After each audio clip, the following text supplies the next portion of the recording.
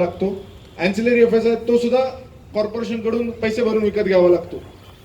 असं करत करत आपण सगळे अनालिसिस करतो की नक्की आपल्याकडे काय काय अवेलेबल आहे, किती अवेलेबल आहे. नेक्स्ट, प्लॉट कुठल्या झोन मध्ये, रेसिडेन्शियल झोन मध्ये आहे का, आपल्याला काय वेगळं रिझर्वेशन पडलंय का, आपल्या प्लॉट मधून किती जागा रस्ता रुंदीत जाणार आहे, नाल्यापड मध्ये आपली काय जागा चालली आहे का, नाल्याचा आपल्याला काय त्रास होणार आहे का, ह्या सगळ्याचा अभ्यास करावा लागतो हा फिजिबिलिटी रिपोर्ट बनवत असताना. नंतर आपण एक साईट अनालिसिस म्हणून करतो की आपल्याला उद्या रिडेव्हलपमेंट केल्यावरती जास्तीत जास्त सूर्यप्रकाश कुठून मिळवता येईल, जास्तीत जास्त हवा, व्हेंटिलेशन कुठून मिळवता येईल, ह्याचा आपण एक अभ्यास करतो. ज्याच्यातून आपल्याला समजतं की काय कसं, की सूर्य आपल्या प्लॉटच्या कुठून उगवतोय, कुठं मावळतोय, वारा कसं वाहतोय, त्याच्यावरून अभ्यास पूर्ण होतो. नंतर आपल्या अवतीभोवती किती डेन्सिटी ऑफ पॉप्युलेशन होणार आहे ह्याचा एक बेसिक मांडतो तुमच्या समोर की काय नक्की इथं चेंजेस होऊ शकतात. नंतर डेव्हलपमेंट प्लॅन जो असतो, तो डेव्हलपमेंट प्लॅन वरती तुमचा प्लॉट कुठल्या झोन मध्ये हे बघायचं काम असतं आपलं. ज्याच्यात का हा जो रेड मध्ये मार्क केलेला प्लॉट आहे तो तुमचा प्लॉट आहे, ज्याच्यात का आणि हे टेंटेटिव्ह आहे.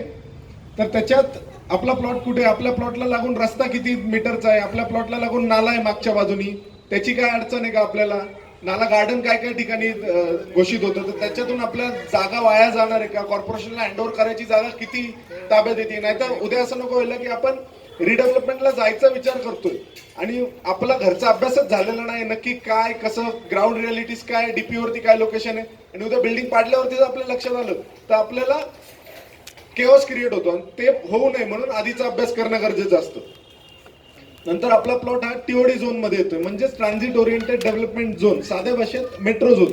मेट्रो झोन मध्ये आपल्याला एफएसआय जास्त आहे, तो जास्त एफएसआयचा लाभ मिळवण्यासाठी आपले काय कसं होणार त्याचा हा टीओडी झोनचा नकाशा असतो, त्यातून आपण शोधून काढत असतो.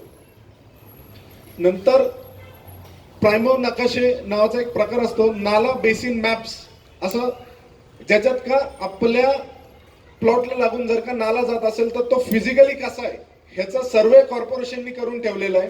तो फिजिकल सर्वेचा आपण रेफरन्स पकडतो आणि त्याप्रमाणे, कारण सँक्शन मिळवत असताना या फिजिकल सर्वेनुसारच सँक्शन मिळतं, तुम्हाला कुठल्याही डीपी वगैरे वरून नाही मिळत. सो हा सर्वे बघणं खूप गरजेचं असतं.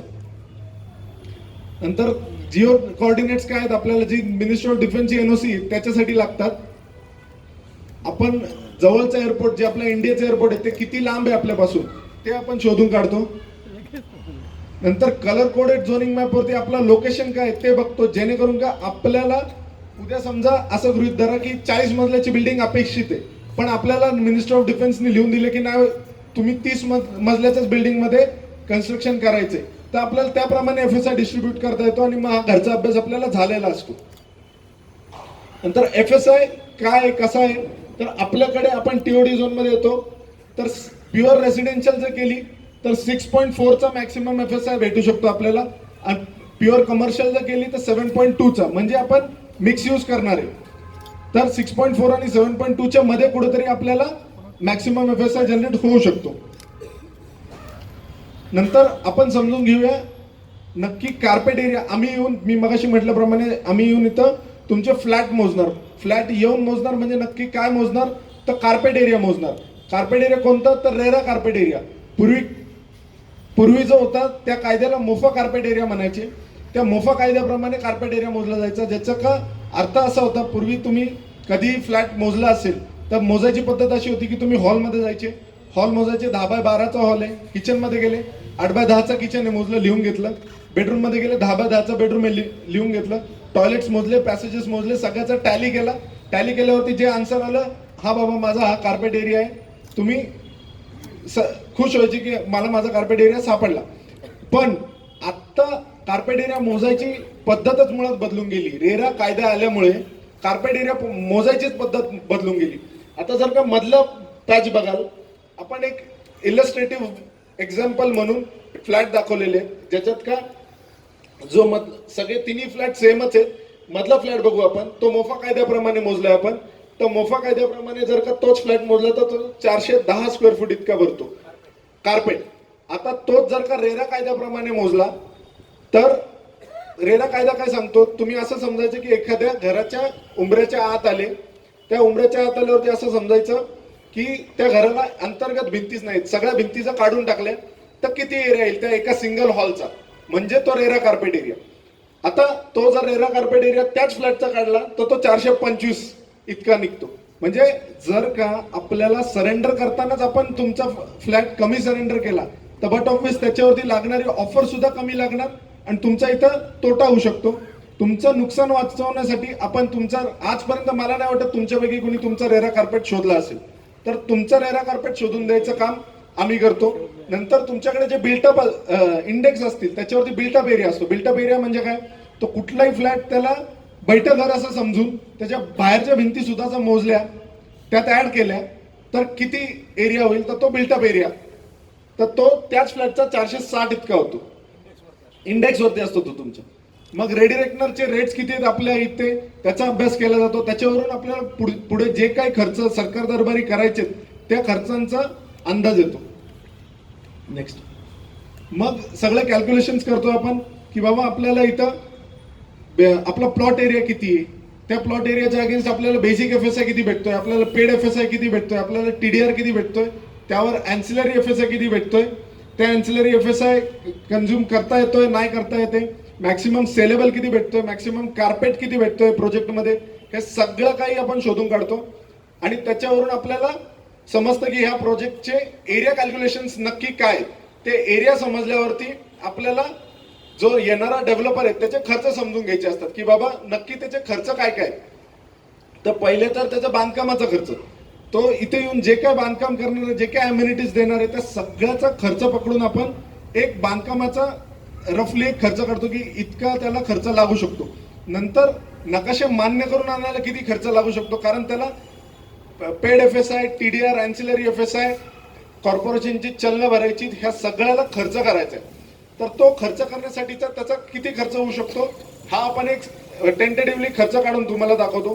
त्याच्यानंतर मेंबर्सवरती काही खर्च करणं त्याला अपेक्षित असणार आहे. आपण असं गृहीत धरतो की आपण रिडेव्हलपमेंटला जात असताना 1 रुपयाही खर्च करणार नाहीये.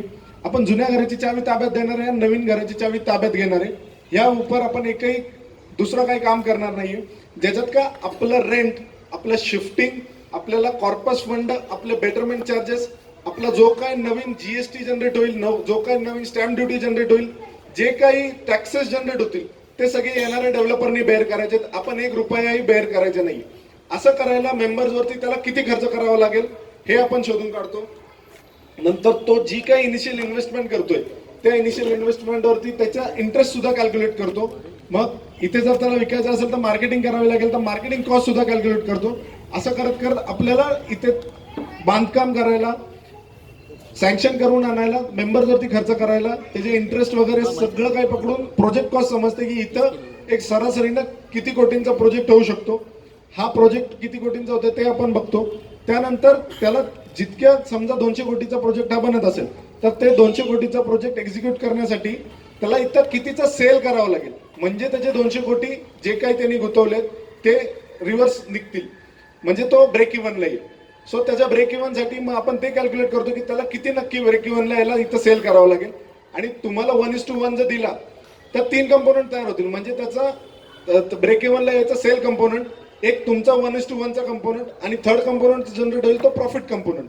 तो प्रॉफिट कंपोनंट किती जनरेट होईल, मग तो किती प्रॉफिट ठेवेल आणि तुम्हाला किती वाढवून देईल हे सरासरीने आपण शोधून काढतो. आणि मग त्याच्यामधून आपल्याला समजतं की तुम्हाला इथे किती टक्के, एका टक्क्यात आपण काढतो की इतक्या टक्क्यात तुम्हाला तुमच्या आहे त्या फ्लॅटच्या कार्पेट एरियाच्या वाढ भेटू शकते. तर किती टक्के वाढ भेटू शकते ते आपण शोधून काढतो, मग तुम्हाला सांगतो. मग एक टेंटेटिव्हली आपल्या बिल्डिंग्स किती फ्लोअरचे होणार आहेत ह्याचा आपण एक अभ्यास करतो. नंतर आपली फ्लोअर प्लेट कितीची बसणार आहे, आपल्या इथे पार्किंग कशी होणार आहे, पोडियम लेवलची पार्किंग होणार आहे का, नेक्स्ट पोडियम लेवलची पार्किंग होणार आहे का पूर्ण जेवढे आता आज जितके मेंबर्स असतील, उद्या जर 400-500 मेंबर्स झाले तर त्या सगळ्यांची पार्किंगची नीड भागवण्यासाठी तेवढी पार्किंग अकोमोडेट करू शकतो का आपला लँड, का मल्टी लेवल पार्किंग करायला लागेल का, पुढचं आन्सर स्टॅक पार्किंगला जायचंय नाही जायचंय, हे सगळे प्रश्नांची उत्तर आपण ह्या फिजिबिलिटी रिपोर्ट लेवललाच शोधून काढतो. म्हणजे पुढे जाऊन कुठलाच अभ्यास आपण बाकी ठेवत नाही. डायरेक्ट डेव्हलपर सोबत आपल्याला वन ऑन वन इंटरॅक्शन, घरचा अभ्यास झाल्यामुळे इंटरॅक्शन फास्ट करता येतं. नेक्स्ट, असंच पार्किंग लेआउट आपण बनवून देतो की कसे गाड्या बसतील, कसे टू व्हीलर बसतील, कसे फोर व्हीलर बसतील, जेणेकरून का सगळं काही आपला अभ्यास झालेला असतो. Next slide. मग असं करत करत आपल्याला आपलं नीट ग्राउंड रियालिटी समजते की काय नक्की आपल्या इथं ऑफर जनरेट होऊ शकते. आता ही ऑफर जी ती कन्वर्ट कशी करून घ्यायची, की आपल्याला नुसतंच टक्केवारीमध्ये कन्वर्ट नाही करून घ्यायची की बाबा माझा फ्लॅट वाढलाय फक्त, पण आपल्याला अम्युनिटीज मध्ये सुद्धा काही गोष्टी पाहिजेत. तर काय काय गोष्टी आपण इथे अपेक्षित धरू शकतो. तर आपण पहिले तर एक वास्तू कंप्लायंट डिझाईन हे अपेक्षा धरू शकतो की इथं आपल्याला आग्नेयला किचन पाहिजे, मिनिमम साऊथ फेसिंग एंट्री नकोय. ह्या बेसिक गोष्टी तरी तो पुरवून देऊ शकतो आणि ह्याच्यावरती आपण किमान आपल्या एक्झिस्टिंग मेंबर्ससाठी तरी प्रयत्न करू शकतो. नेक्स्ट, नंतर घनकचरा व्यवस्थापनाचं म्हणजे सॉलिड वेस्ट मॅनेजमेंट जे ते कुठल्या पद्धतीने करणार, काय करणार, ह्याचा आपण एक अभ्यास करून त्याला प्रपोजल द्यायला लावू शकतो. नंतर आपला जो काही कॉमनचा खर्च मेंटेनन्स आहे, बहुतेक लोकांना असं वाटत असेल की उद्या आपलं रिडेव्हलपमेंटला जायचंय म्हटल्यावरती आपलं मेंटेनन्स वाढणार. तर मेंटेनन्स वाढणार हे बरोबर आहे, पण उद्या जर का मेंटेनन्स वाचवायचा असेल त्यासाठी काही गोष्टी केल्या तर मेंटेनन्स आपण वाचवूही शकतो. तर ह्याच्यात बेसिकली जो मेंटेनन्सचा मेन कंपोनंट असतो तो तुमचा इलेक्ट्रिसिटीचा बिलचा असतो. तो इलेक्ट्रिसिटी बिलच झिरो केलं तर पूर्ण जे वरचं टेरेस आहे ना त्याला सोलर पॅनल लावून टाकायचे आणि तुमच्या इलेक्ट्रिसिटीचं बिलच झिरो करून टाकायचं, जेणेकरून का आपला तिथं फायदा होऊ शकतो. नेट मीटरिंगनी सोसायटीच्या मीटरला लावून आपला बिल वाचवू शकतो तिथं. नंतर जे लिफ्ट असतील त्या स्ट्रेचर लिफ्ट आपण मॅक्सिमम सांगतो, कधी काय अपघात झाला घरात तर ते कामी पडतात. नंतर रेन वॉटर हार्वेस्टिंगचं आपण या ठिकाणी बघणार. उद्या जे काही सीसीटीव्ही सर्वेलन्स मध्ये आपला कॅम्पस ठेवायचा आहे किंवा इंटरकॉम कनेक्टिव्हिटी, आपण जे काही हायटेक आत्ता हे बघतोय की सोसायटीमध्ये एंट्री करतानाच आपल्याला बॅरियर असतं, तिथं आपल्याला वरती इंटरकॉमनी कनेक्ट व्हावं लागतं, मगच आपल्याला आत एंट्री भेटती. अशा प्रकारे आपण आपला कॅम्पस गेटेड कम्युनिटी एस्टॅब्लिश करण्यासाठीचा प्रयत्न करणार आहे.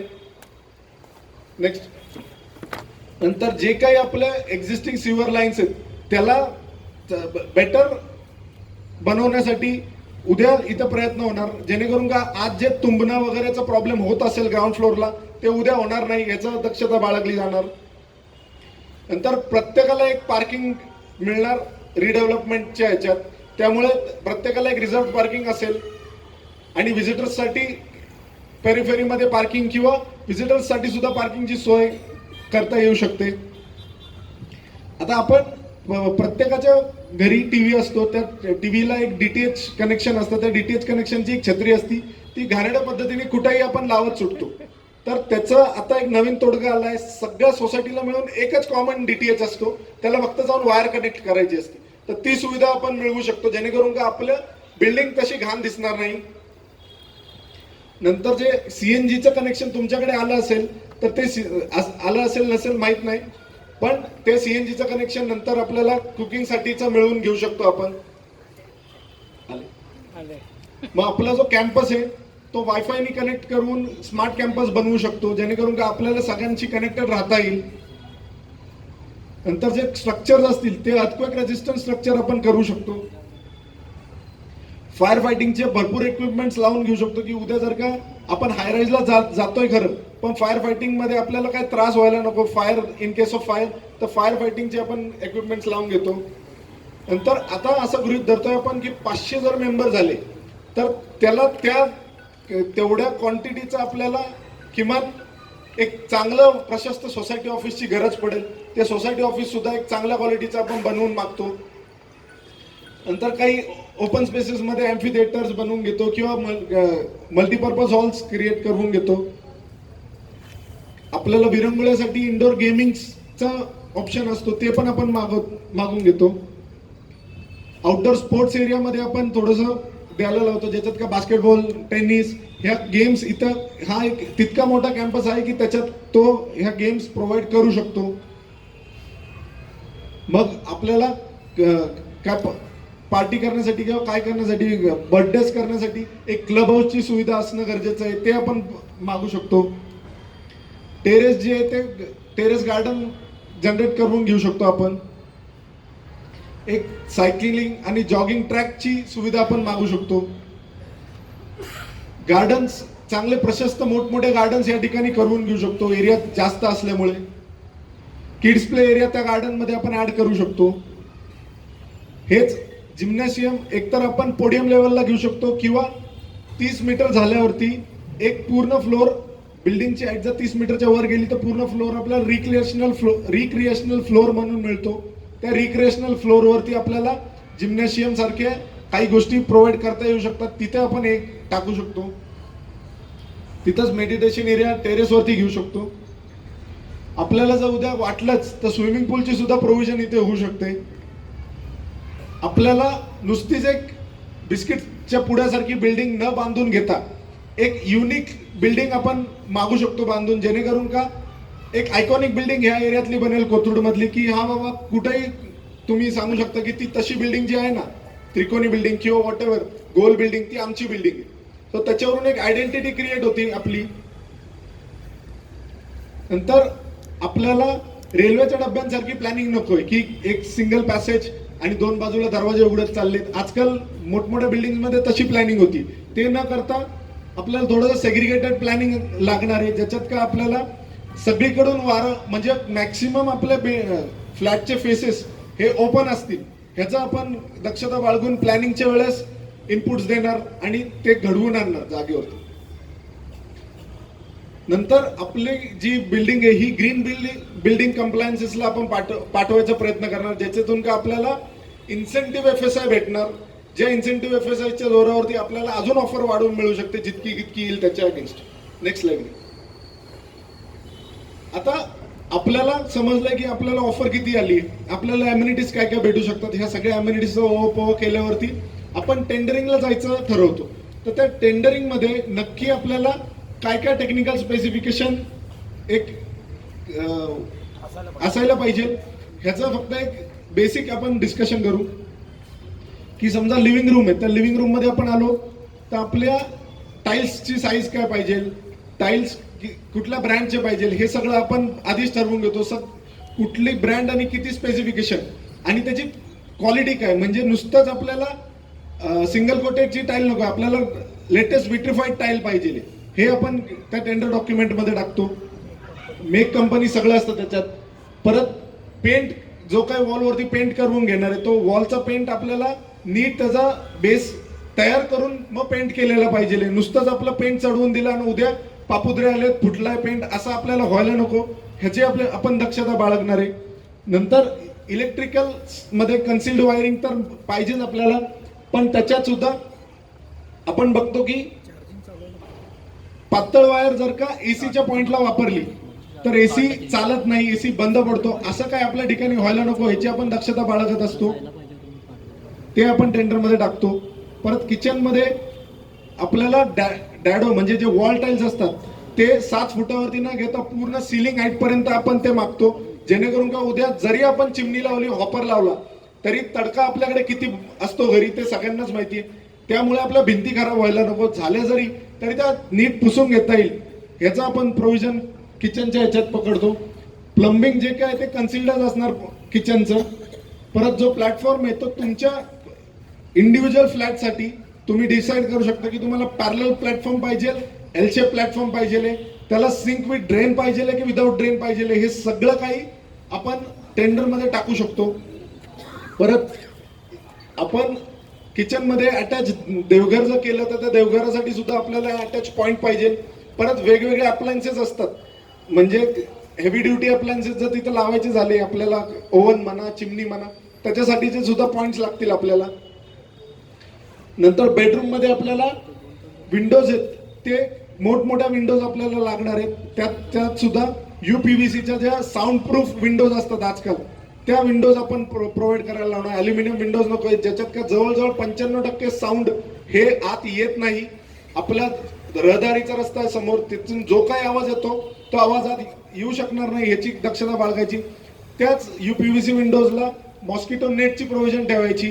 ज्याच्यातून आता ते नॉर्मल झालेले पण ते आपण टेंडरमध्ये टाकतो, जेणेकरून का आपल्याला उद्या ते मिळालंच नाही आणि आपल्या स्वखर्चाने टाकावं लागला असं व्हायला नको.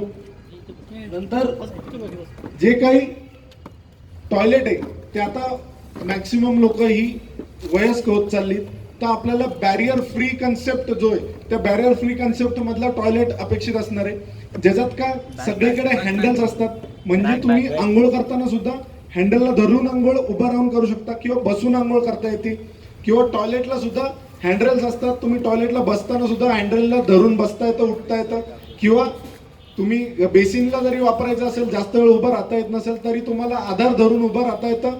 आणि टॉयलेटमध्ये एक पॅनिक बटनचं प्रोव्हिजन, ह्या सगळ्या बारीक बारीक गोष्टी बघून आपल्याला पुढे जावं लागतं, कारण आता सगळे मॅक्सिमम सिनियर सिटीजन असल्यामुळे ह्या गोष्टीची गरज पडणार आहे आपल्याला. त्यामुळे हे सगळं काय आपण बारीक लक्ष देऊन काम करवायचा प्रयत्न करतो.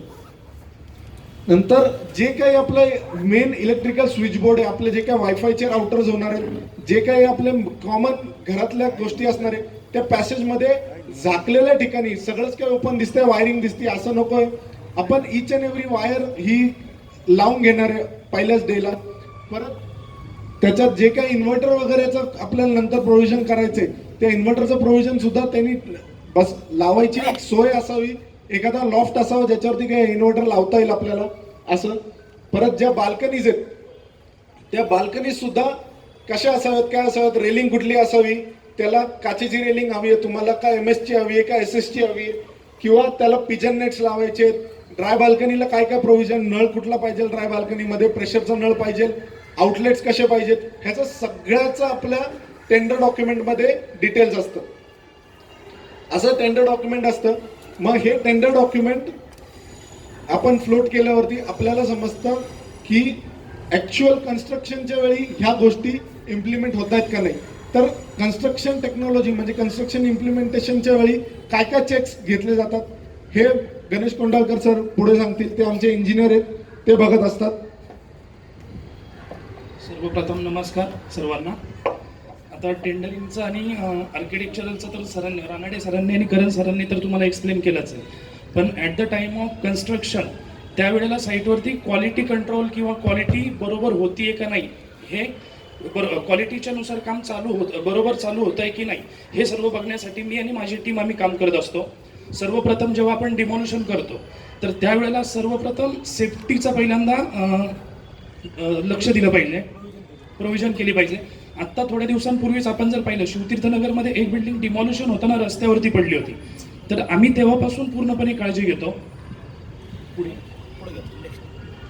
त्यानंतर सगळ्यात महत्त्वाचं प्रोजेक्टसाठी जे प्लॅनिंग जे लागतं, आता मी जर तुम्हाला जर म्हटलं की 2 वर्षानंतर तुम्ही ह्या डेटला तुम्ही राहायला येणार आहात, तर ते पूर्ण इच अँड एव्हरी गोष्ट म्हणजे मायक्रो प्लॅनिंग पासून तुम्ही ज्या दिवशी राहायला येणार आहात तोपर्यंतचं पूर्ण प्लॅनिंग डेट वाईज केलेलं असतं, आणि त्याच्यानुसार आम्ही काम करून क्लायंटकडून डेव्हलपरकडून त्याच्यानुसार आम्ही टाईमलाईनमध्ये काम करून घेत असतो. प्रॉपर मायक्रो वारचार्ट, त्याच्यानुसारच मटेरियल कोणतं आपण यूज करणार आहे. स्टीलमध्ये टाटा स्टील आहे, त्याच्यानंतर कालिका आहे. सिमेंट कोणतं यूज करतोय आपण, ब्रिक्स किंवा ब्लॉक्समध्ये कोणती कंपनी आपण यूज करणार आहे, त्या सर्व गोष्टी आपण टेंडरमध्ये मेन्शन करून घेत असतो. प्रोजेक्ट चालू होण्याच्या आधी म्हणजे डिमॉल्युशन झाले, भूमिपूजन झालं की स्टार्टाच्या वेळेला आपल्याला चेक करायचा असतो, तर त्यावेळेला सॉईल इन्व्हेस्टिगेशन केलं जातं. तर पूर्णपणे 10 मीटरपर्यंत आपण खाली बोरिंग करून त्यामधून आपण किती मीटरपर्यंत काळी माती आहे, त्याच्यानंतर किती मीटरपर्यंत मुरुम आहे, त्याच्यानुसार आपल्याला डिझाईन करावं लागतं. तर ती टेस्ट आपण पहिल्यांदा करून घेतो. हे सर्व डेव्हलपरकडून आपण टाइमली त्याच्या मागे लागून करून घेत असतो. एक्सकेव्हेशन झालं, त्याच्यानंतर ज्या वेळेला आपल्याला फाउंडेशन करायचं, फाउंडेशनच्या वेळेला सर्वात महत्त्वाची असते ती अँटी टर्माइट ट्रीटमेंट, जेणेकरून आपल्या फाउंडेशनला नंतर कीड लागू नये किंवा बाकीच्या स्टील गंजू नये वगैरे, ह्या सर्व ज्या गोष्टी असतात त्याच्यासाठी अँटी टर्माइट ट्रीटमेंट ही सर्वात महत्त्वाची असते. हां, आता आपण जर पाहिलं तर आपल्या प्लॉटच्या बाजूने नाला आहे, तर जनरली नाला असेल किंवा नदी असेल तर नदीच्या शेजारी पाईल फाउंडेशन घ्यावं लागतं, किंवा जर म्हणजे अगदीच खेटून पाणी असेल तर मग ह्या सर्व गोष्टी घ्याव्या लागतात.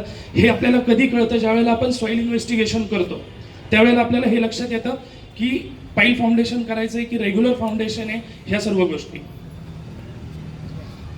फाउंडेशन झाल्याच्या नंतर आपण जेव्हा बॅक फिलिंग करतो, आता जनरली कोथरूडमध्ये किंवा आता आजूबाजूला मेकॅनिकल पार्किंग असल्यामुळे 5 ते 5.5 मीटर आपल्याला डेप्थमध्ये खाली जावं लागतं. तर त्या केसमध्ये काय होतं, डेव्हलपर जो असतो तो स्पीडमध्ये काम संपवण्यासाठी 5 मीटर असेल तर ते 2 किंवा 3 टप्प्यामध्ये पूर्णपणे बॅक फिलिंग करून काम स्पीडली करण्यासाठी पटापट बॅक फिलिंग करतो. तर त्यावेळेला आपलं ऑब्झर्वेशन त्याच्यावरती असतं की एक फुटाचे लेअर ज्या वेळेला तो बॅक फिलिंग करणार तर त्याच्यानंतर एक फुटाला त्याचं कॉम्पॅक्शन होणं गरजेचं असतं, की जेणेकरून नंतर पुन्हा जमीन खचतीये किंवा खड्डा पडतोय बिल्डिंगच्या आजूबाजूला आपल्या ड्राईव्हवेमध्ये जे आपण पेविंग ब्लॉक्स लावतो ते नंतर लूज होतात. हे त्याचं कारण आहे की जर आपण 2 किंवा 3 टप्प्यामध्ये जर बॅक फिलिंग केलं तर मग हे सगळ्या गोष्टींना आपल्याला फेस करावं लागतं. त्याच्यानंतर जर पिट पार्किंग जर असेल तर त्याला प्रॉपर, जसं की आपण फोटोमध्ये पाहतोय, त्याला प्रॉपर वॉटर प्रूफिंग बाहेरून, की नंतर फ्युचरमध्ये लिकेजेस व्हायला नको किंवा त्याच्यामध्ये आपल्या गाड्या असतात, लिकेजेस होऊन पुन्हा मग अजून काही पुढच्या प्रॉब्लेमला फेस करता नको यायला म्हणून. आता जुन्या काळामध्ये आपण जेव्हा स्लॅबला शटरिंग करायचो तर त्या केसमध्ये काय व्हायचं, आपण लाकडाचे सपोर्ट लावायचो त्यावेळेला. तर आता लाकडाचे सपोर्ट हे पूर्णपणे बंद करण्यात आलेले आहेत, की लाकडाचे सपोर्ट असल्यामुळे आपण जे पाहतो की लेवल जाते, स्लॅब कुठेतरी सॅग होतोय, ह्या सगळ्या गोष्टी. तर त्यामध्ये आपण पूर्णपणे डेव्हलपरला एम एस मटेरियल आपण यूज करण्यासाठी त्यांना प्रेशर देत असतो. तसंच की आता ब्लॉक वर्क, आता ग्रीन बिल्डिंगचं जर आपण FSI जर घेतलं तर आपल्याला रेड ब्रिक किंवा म्हणजे लाल वीट आपल्याला वापरता येत नाही. तर मग ब्लॉकमध्ये पण कोणती क्वालिटी, त्याच्यानंतर त्याच्यामध्ये पण कोणती कंपनी, त्याच्यामध्ये खूप प्रकार आहेत किंवा त्याची स्ट्रेंथ, ह्या सगळ्या गोष्टी आपल्या टेंडरमध्ये मेन्शन होत असतात. आता वॉल डॅडो, टायलिंग म्हणजे फ्लोरिंग, आता सरांनी जसं सांगितलं की आपण फक्त मेन्शन करतो त्यामध्ये टेंडरमध्ये, म्हणजे काही डेव्हलपर काय करतात की 800 बाय 800 ची टाईल आम्ही देऊ, त्याच्यानंतर वॉल डॅडोला 300 बाय 300 किंवा 450 बाय 600 आम्ही तुम्हाला अशी त्याच्यामध्ये टाईल देऊ. पण अरे बाबा, तू त्याच्यामध्ये कोणती देणार आहे, सोमानीची देतोय, कजारियाची देतोय, डबल चार्ज आहे, पॉलिश आहे किंवा ग्लास टाईल आहे, ह्या सर्व गोष्टींवरती आपलं छोट्या छोट्या गोष्टींवरती बारकाईने लक्ष असतं. आणि हे सर्व आपण टेंडरमध्ये मेन्शन करून घेत असतो, जेणेकरून पुढे जाऊन आपल्याला क्वालिटीला फेस नाही करता आलं पाहिजे किंवा डेव्हलपरने आपल्याला फसवता नाही आलं पाहिजे. प्लास्टरिंग वगैरे ते तर, आणि प्लास्टरमध्ये पॉईंट असं आहे की आता डेव्हलपर काय करतात की बाहेरून तर प्लास्टर करतात, त्यामध्ये रिव्हर्स सँड तर कोणी यूज करत नाही.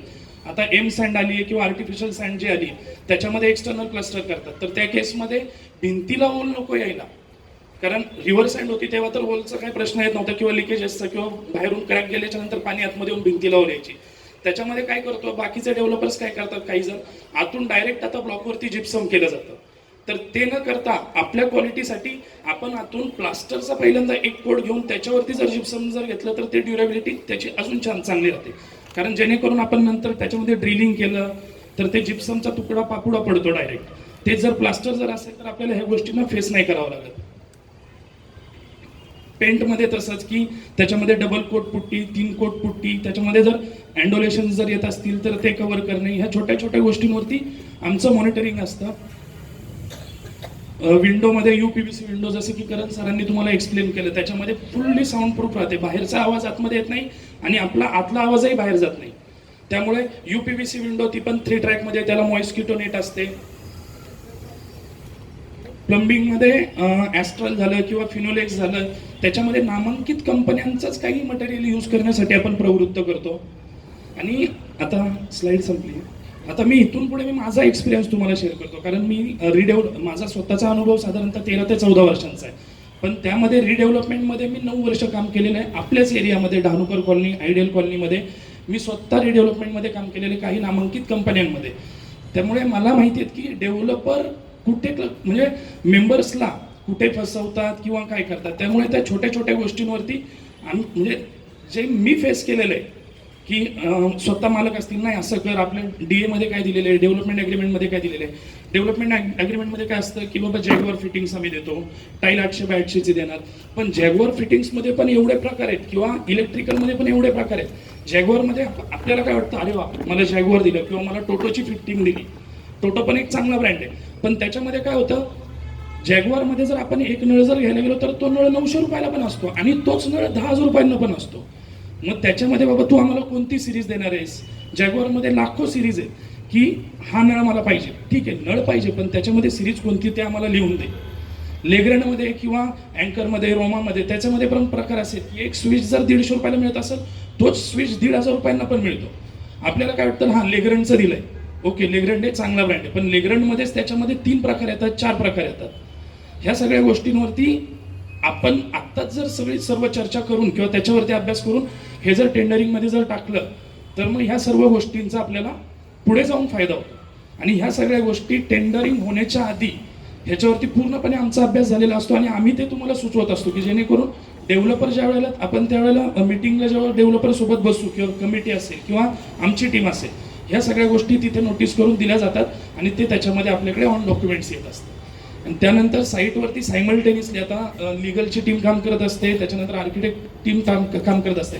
सायमल्टेनियसली माझी टीम त्याच्यावरती प्लॅनिंगचं साईटवरती प्रोजेक्ट तुमचा खड्डा पण खोदलेला नाहीये, भूमिपूजनच्या डेटपासून तुम्ही राहिला ज्या डेटला येणार आहात तोपर्यंत त्याच्यावरती माझ्या टीमनी काम केलेलं असतं आणि त्याच्यानुसार डेव्हलपर काम करतोय की नाही महिना टू महिना मॉनिटरिंग किंवा स्लॅब चेकिंग झालाय किंवा आर्किटेक्ट येऊन चेक करून गेलेत, तर त्या केसमध्ये आमच्या परमिशनशिवाय ते सर्टिफिकेट आम्ही व्हेरीफाय केल्याशिवाय तुम्ही स्लॅब भरू शकत नाही.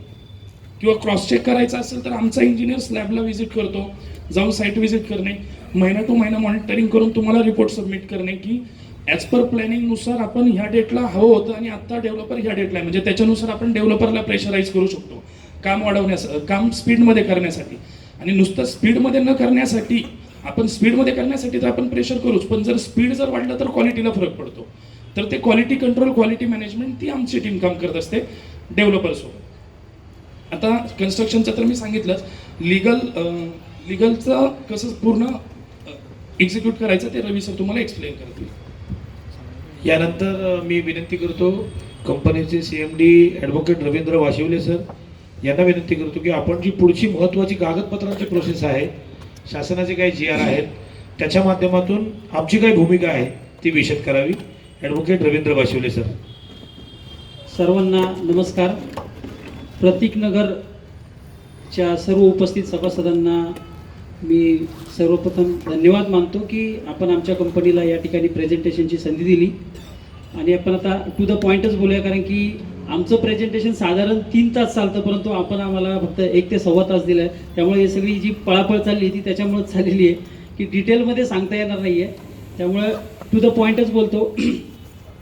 अन्न, वस्त्र आणि निवारा, त्यापैकी अन्न वस्त्र आहे अशा गोष्टीत की तुम्ही 1 दिवस काम केलं, 4 दिवस काम केलं तर तुम्ही सर्वाइव्ह होऊ शकता, परंतु निवारा ही अशी गोष्ट आहे की ज्यामध्ये तुमच्या बऱ्या हयाती जाते. म्हणजे बरेचसे लोक रिटायरमेंट झाली तरी हप्ते भरतात घराचे, आणि मग ते घर असं आपण कुठल्याही डेव्हलपरला देणार का? विदाऊट म्हणजे कुठल्याही प्रकारची प्रोसेस फॉलो न करता आपण कुठल्याही डेव्हलपरच्या दावणीला बांधणार का?